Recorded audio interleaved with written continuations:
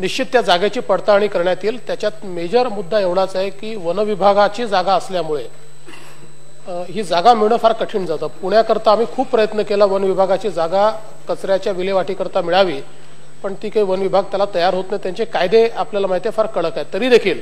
आपण जे सुचवलंय ते निश्चित पडताळून पाहता येईल। पण या निमित्ताने मला एक धोरणात्मक मुद्दा या ठिकाणी लक्षात आणून द्यायचा आहे की आता आपल्याला कचऱ्याचं डंपिंग हा विषयच बंद करायचा आहे आणि म्हणून जोपर्यंत आपण या ठिकाणी कचऱ्याचं विलगीकरण करत नाही, ओला कचरा आणि सुका कचरा आतापर्यंत आपण सगळ्या प्रकारचं जे काही कचऱ्याच्या विल्हेवाटीचं धोरण करतोय ते मिक्स कचऱ्याच्या आधारावर करतोय, पण ते मिक्स कचऱ्याच्या आधारावर आतापर्यंत केलेली धोरणं ही काही फारशी यशस्वी झालेली नाही। त्यामुळे आता राज्य सरकारने एक निर्णय घेतलेला आहे, कल्याण डोंबिवली सहित सर्व महानगरपालिकांमध्ये नगरपालिकांच्या क्षेत्रामध्ये आपण 1 मे 2017 पासून सर्वाधिक भर देणार आहोत कचऱ्याच्या विलगीकरणाकडे। कचऱ्याचं वर्गीकरण करून विलगीकरण करून ओला कचरा सुका कचरा हा वेगवेगळा करणं हा आपला त्याच्यावर मोठ्या प्रमाणात भर राहणार आहे। यासोबत आपण साधारणपणे असा प्रयत्न आहे की 1 मे ते डिसेंबर 2017 एवढ्या कालावधीमध्ये ह्या कचऱ्याचं विलगीकरण जे आहे हे स्टॅबिलाइज करायचं आणि ते विलगीकरण स्टॅबिलाइज झाल्यानंतर याच्यामध्ये ओल्या कचऱ्यावरची जी प्रक्रिया आहे ती खत निर्मितीची प्रक्रिया आपल्याला करता येईल आणि सुक्या कचऱ्यावर आज वेगवेगळ्या प्रकारे मग वेस्ट टू एनर्जी असेल किंवा वेगवेगळ्या प्रकारचे त्याच्यातनं देखील जे अल्टरनेटिव्ह आहेत ते अल्टरनेटिव्ह आपल्याला करता येतील। याकरता आता आपण स्वच्छ महाराष्ट्र अभियान संचालनालयाची निर्मिती केलेली आहे। 2 ऑक्टोबर पर्यंत आपल्या नगरपालिका महानगरपालिका आपण हागणदारी मुक्त करतो आणि 1 मे पासनं आपला दुसरा टप्पा या महानगरपालिका आणि नगरपालिका स्वच्छ करण्याचा आहे। हागणदारी मुक्त झाल्यानंतर स्वच्छ करायच्या म्हणजे त्याच्या घनकचऱ्याचं पूर्णपणे व्यवस्थापन करून घनकचरा जो आहे त्याच्यावर शास्त्रोक्त पद्धतीनं प्रक्रिया झाली पाहिजे। याकरता केंद्र सरकारने देखील योजना तयार केलेली आहे। या योजनेच्या अंतर्गत जवळजवळ केंद्र सरकार जो आहे तो 60-40 या रेशोनी आपल्याला पैसे देते। 40% राज्य सरकारचे, 60% केंद्र सरकारचे। जिथे वायबिलिटी गॅप फंडिंग करायचे तिथे 35% वायबिलिटी गॅप फंडिंग हे केंद्र सरकार त्या ठिकाणी करते आणि त्या माध्यमातून केंद्र सरकारने देखील आपल्याला मोठ्या प्रमाणात आता याच्याकरता मदत करायचं ठरवलंय। या माध्यमातून मुळामध्ये एखाद्या कचऱ्याचं व्यवस्थापन करणं आणि त्याच्यावर प्रक्रिया करणं याच्यातला सगळ्यात मोठा चॅलेंज काय तर आतापर्यंत याचे जे प्रकल्प व्यवहार्यताचे जे काही अहवाल आहेत हे मोठ्या प्रमाणात फेल झाले आहेत। त्यामुळे महानगरपालिकांनी नगरपालिकांनी अशा प्रकारचे प्रकल्प हातात घेतले आणि ते प्रकल्प फेल झालेले आपण अनेक वेळा बघितले आणि म्हणून आता पहिल्यांदा आपण याचा प्रकल्प अहवाल हाच सायंटिफिकली तयार झाला पाहिजे। याकरता आपण राज्यातल्या नागरी स्थानिक स्वराज्य संस्थांचे प्रकल्प अहवाल तयार करण्याकरता 3 संस्थांची निवड या ठिकाणी केलेली आहे, ज्याच्यामध्ये Messrs Tata Consulting Engineer Limited, Ecopro Environment Solution Private Limited आणि अखिल भारतीय स्थानिक स्वराज्य संस्था या तिघांना आपण हे अधिकार दिलेले आहेत की कुठल्याही महानगरपालिकेला नगरपालिकेला जो प्रकल्प अहवाल आहे तो यांच्या मार्फत तयार करण्यात येईल आणि अजून 3 संस्थांची निवड आम्ही करतो आहोत, कारण प्रत्येक विभागाला जर एक संस्था आपण देऊ शकलो तर तिथल्या महानगरपालिका आणि नगरपालिकांना अशा प्रकारचे प्रकल्प अहवाल हे लवकर तयार करून मिळतील। त्यासोबत या प्रकल्प अहवालांना तांत्रिक मान्यता कोणीतरी दिली पाहिजे, त्याकरता महाराष्ट्र जीवन प्राधिकरणाची नियुक्ती आता आपण केलेली आहे की जे त्याला पूर्णपणे तांत्रिक मान्यता देईल आणि या प्रकल्पांचं जे मूल्यमापन करायचं आहे याकरता निरी जी आपल्या इथे सगळ्यात जास्त देशातली सायंटिफिक संस्थान मानली जाते या निरी सोबत आम्ही सामंजस्य करार केलेला आहे। त्यामुळे आता त्रिस्तरीय व्यवस्था उभी केलेली आहे की ज्याच्यामध्ये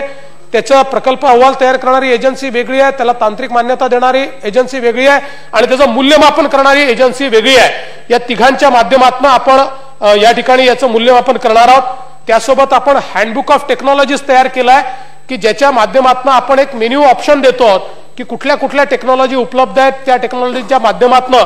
सुक्या कचऱ्यावर आणि ओल्या कचऱ्यावर कशा प्रकारचं त्याचं वर्गीकरण करून त्याच्यावर प्रक्रिया करता येईल ते देखील आपण दिलेलं आहे। यासोबत नागरिक स्थानीय संस्थांमध्ये जो काही ओल्या कचऱ्यापासून कंपोस्ट निर्माण होतोय याकरता आपण हरित महासिटी कंपोस्ट असा ब्रँड तयार केलेला आहे। आता नगरपालिकेच्या माध्यमातून या ब्रँडच्या माध्यमातून आपण खत तयार करून विकतो आणि त्याला अतिशय चांगला त्या ठिकाणी